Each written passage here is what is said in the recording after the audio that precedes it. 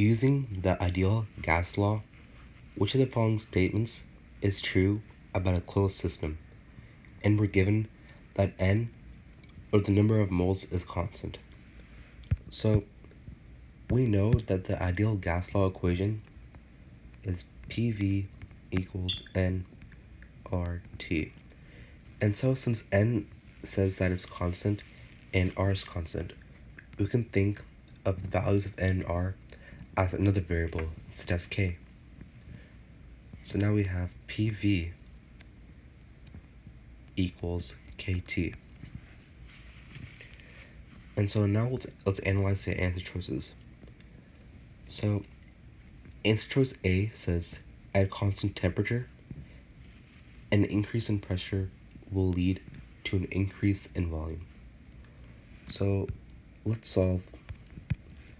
divide T by both sides, since it says that T is constant as well. So now we have PV over T equals K.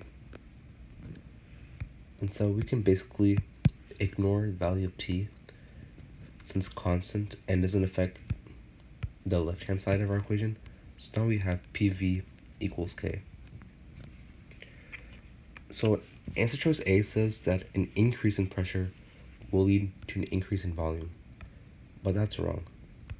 Because if you were to increase the pressure of a system, the shift due to Le Chatelier's principle would shift towards fewer moles of gas.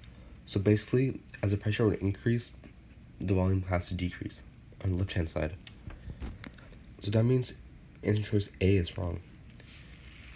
Answer choice B says, at constant temperature, an increase in pressure will result in a decrease in volume. And that's exactly right, because that's what we have right here.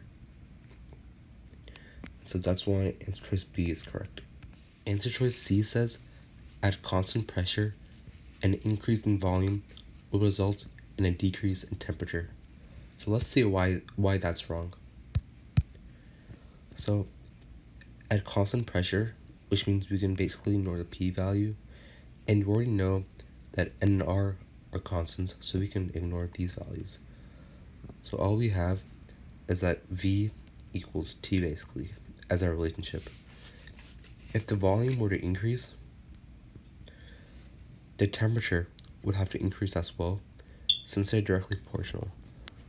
And so there's no answer choice C and answer choice D don't support the claim that volume and temperature are directly proportional if the pressure stays the same.